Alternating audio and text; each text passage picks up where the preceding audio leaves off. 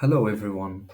Our topic for today will be about appendicitis, so I hope you will enjoy it. And now, generally about appendicitis. Appendicitis most commonly affect teenagers. However, it can also affect younger children and also older people. And when talking about the pathophysiology, let's go through the small intestines. When the food reaches the terminal ileum, it will go through the ileocecal valve and into the cecum, and from the cecum up the ascending colon, transverse colon, descending colon, and so on. However, when a small particle of feces gets stuck in the lumen of the appendix, this will block the mucous drainage, and then we have pressure buildup and it will cause bacterial overgrowth, and with time we have ischemia, inflammation, and appendicitis. The pressure buildup also cuts off the blood flow, and this can explain the ischemia that will happen later on. Now about the clinical features of appendicitis. Let's talk about the pain. And the pain starts around the umbilicus, or it's a vague sensation, and the patient can't really tell where the pain is really. And this is basically because of there is irritation of the peritoneum surrounding the visceral organs. And later on, when the appendix get more inflamed, the pain will be localized to the right lower quadrant towards that bigger circle. And that's mainly due to that we have local nerves that now can localize where the pain exactly is. Other associated symptoms that we can see in appendicitis is nausea, vomiting, and either diarrhea or constipation. And now coming to the clinical signs. For appendicitis, there are many clinical signs. How to conclude that it is appendicitis. First, we have McBurney sign. And for McBurney sign, you can draw a line from the umbilicus and down to the superior anterior iliac spine. And in the lateral third, from the superior anterior iliac spine, upon palpation in that area, the patient will have pain. And then going on to the right lower quadrant guarding, if you feel in that area, there will be the muscles will be rigid. And then going over to Blomberg sign. Blomberg sign is the same as rebound tenderness and upon deep palpation, and then if you release quickly, the patient will have pain.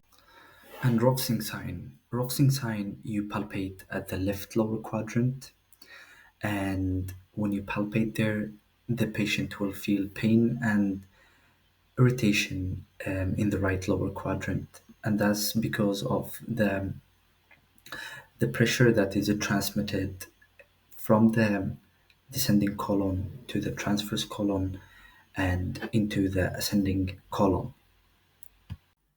And lastly, about the pseudosine, it's about the muscle that goes under the cecum, and if the appendix has a retrocecal position, then by stretching this muscle, this will cause pain in the abdomen. How do we test for this? We basically ask the patient to flex the hip against the resistance. And you can place your hand on the thigh and then you ask the patient to flex their hip. If it causes pain in the right lower quadrant, then we have a positive psoas sign. Let's talk about the diagnosis. You start off by taking a complete blood count with differentials, and the complete blood count will show you leukocytosis with left shift. And what does the left shift mean? It means that you have immature neutrophils, and it shows both bands and metamyelocytes. You also check for CRP, creatinine, the electrolytes like sodium and potassium, and also don't forget to check the beta human chorionic gonadotropin to check if there is an ectopic pregnancy. Also, you can check for the adult appendicitis score, and this can tell you if there is a high probability that the patient has an appendicitis or not. Also, you take the vitals like blood pressure, heart rate, temperature, and the oxygen saturation. When it comes to imaging, you can always start off with ultrasound since there is no radiation, and it's the best for both pregnant women and the children. And then for the others, CT is usually more conclusive, and we use it for adults and the non-pregnant women. And the CT is also used if the ultrasound results are inconclusive. In ultrasound, you can see if the appendix is distended and the diameter of it is more than 6 millimeter. And you can also see if there is fecalith in the appendix. MRI can also be used, for example, in pregnant women, and the ultrasound has been used, but the results are inconclusive still. And lastly, about the diagnostic laparoscopy, this you can use for obese people or if the previous imaging has been inconclusive as well. And now let's talk about the differentials. The differentials are quite a lot, but I have listed a few for you guys. So first we can start talking about the gastroenteritis. Viral gastroenteritis can also present with nausea, vomiting, low fever, and also diarrhea. Um, but how to differentiate it from appendicitis is if the vomiting happened first and then the pain started, then it's less likely to be appendicitis. And then for the ectopic pregnancy, it's always a good idea to check the beta HCG for the ectopic pregnancy, since the ovaries or the right ovaries are also in that area.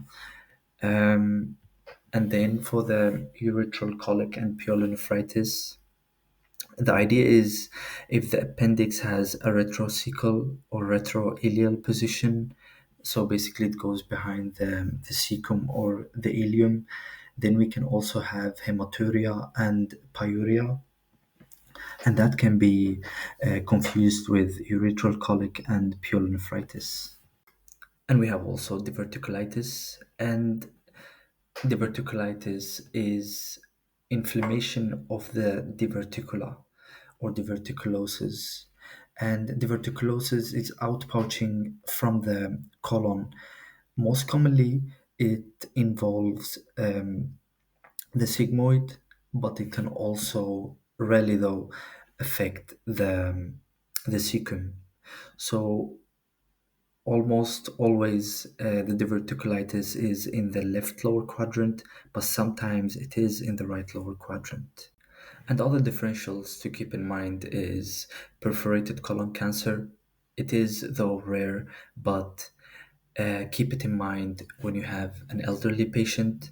And then we have also Crohn's ileitis, and the ileum is near the cecum and also the appendix. And if the ileum is inflamed, it might get confused with appendicitis. And then for the Meckel's diverticulitis, Meckel's diverticula is outpouching in the ileum. And when it gets inflamed, it can also get confused with appendicitis. And now talking about the treatment. Surgery or appendectomy, removal of the appendicitis, is usually preferred in children, pregnant women, and elderly. In case of uncomplicated appendicitis without an abscess or phlegmon or a rupture, then the tactic is we give preoperative antibiotics, for example, cefoxitin, 2 gram IV, and it's given once. And then within 24 hours, you do appendectomy. And usually it is laparoscopic and it is the preferred mode.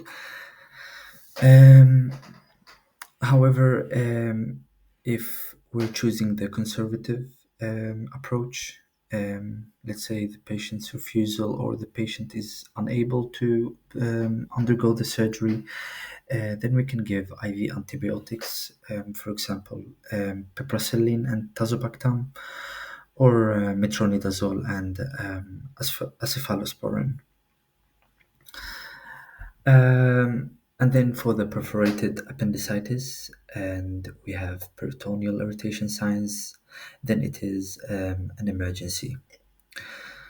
However, if there is an abscess or a phlegmon, then we give IV antibiotics and percutaneous drainage of the abscess, for example.